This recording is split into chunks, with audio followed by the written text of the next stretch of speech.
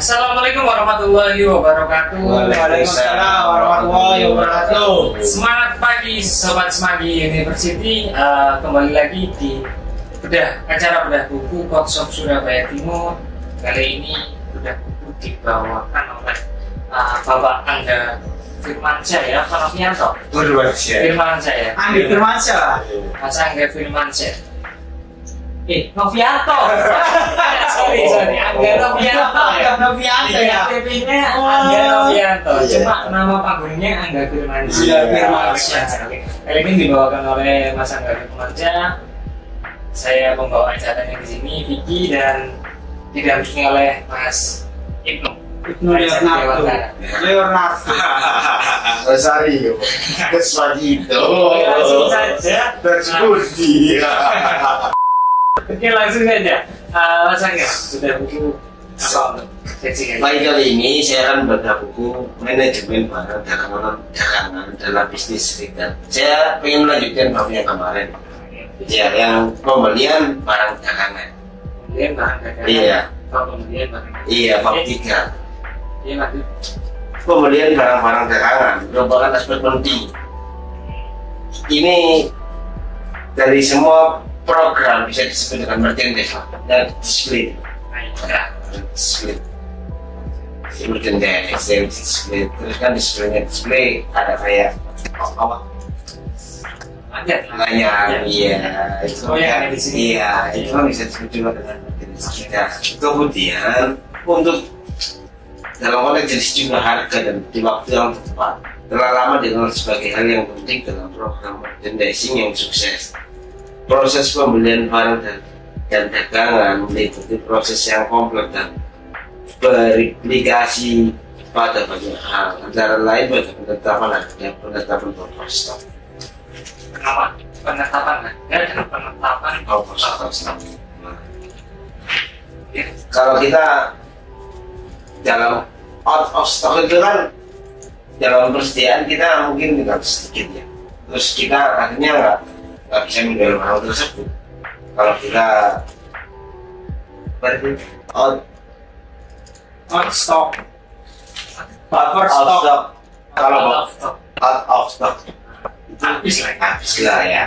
Berarti kita nggak bisa jual barang tersebut dan kita rugi ya. Intinya itu, kalau kita mau jualan kayak gini ya, tidak ya, out of stock. Jangan sampai kehabisan stok. Sebelum kehabisan stok. Off stock. stok juga perlu Iya, diperhitungkan. iya, off stock juga harus berhitungan kembali. Dan cara-caranya bagaimana untuk mengatasi out of stock itu tadi dan juga menghitung buffer stock kita? Di sini ada 10 pemahaman sih. Apa aja? Kalau satu bagaimana pemahaman manajemen kategori ya, kedua bagaimana peran iya, Kemudian bagaimana peran kategori konsumen terkait dengan pola keputusan konsumen dan keseimbangan kategori barang dagangan. Yang ketiga, bagaimana sistem pembelian. Empat, bagaimana metode-metode yang membantu merencanakan pembelian barang dagangan. Yang kelima, berapa banyak jumlah pesanan yang harus ditetapkan. Yang keenam, bagaimana polanya biaya pembelian dihadapkan pada biaya pemeliharaan. Yang ketujuh, bagaimana menetapkan prinsip biaya minimum dalam pembelian. Yang delapan, bagaimana pertimbangan paritel untuk menetapkan kuantitas barang dagangan yang lain. Yang sembilan, kapankah waktu yang tepat bagi paritel untuk melakukan pemesanan. 10, bagaimanakah mengalokasikan barang dengan dagangan tertentu. Jadi sebelum kita melakukan pembelian barang ya, pembelian barang kita harus menganalisis 10 itu tadi. Iya. Analisis 10 itu tadi. Saya agak tertarik dengan menganalisis konsumen itu tadi. Iya. Jadi sebelum kita membeli, jadi kita harus bisa menganalisis kebutuhan konsumen tadi. Kira-kira butuhnya berapa. Dan kita stok juga tidak kebanyakan dan tidak kehabisan juga. Benar. Jadi banyak poin-poinnya yang harus dipelajari di situ ya. Iya. Oke, Kan kita kan juga sudah belajar sih kalau kayak kita kan punya orang yang sering keluar kan namanya DP 15 ya.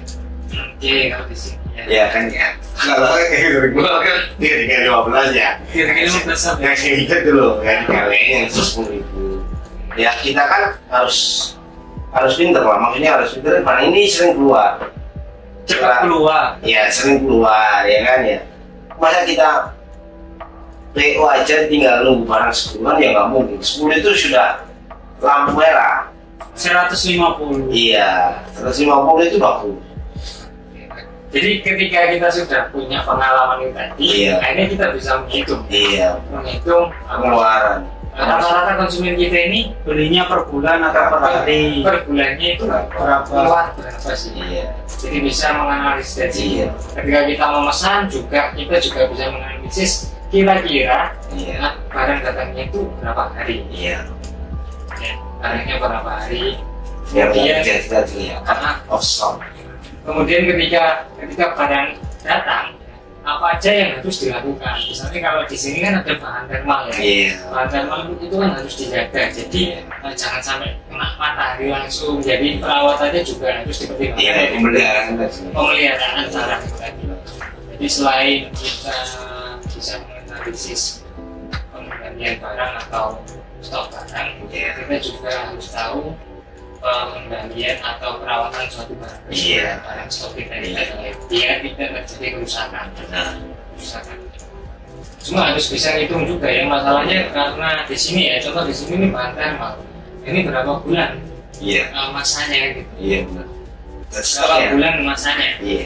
Jadi ketika kita tahu thermal misalnya ya 1 tahun sudah rusak, jadi kita nggak boleh nyetok lebih dari 1 tahun. Ya.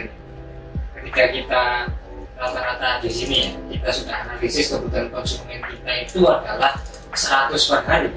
Jadi kita nggak boleh beli atau stok barang di atas 120, 1.200 ya, 1.200 karena per bulannya 100 Iya. ya. Kalau dikalikan 1 tahun, akhirnya 1.200. Jadi tidak boleh di atas itu tadi, biar tidak terjadi kerusakan pada barang kita, Iya. barang stok kita. Kualitas bagus.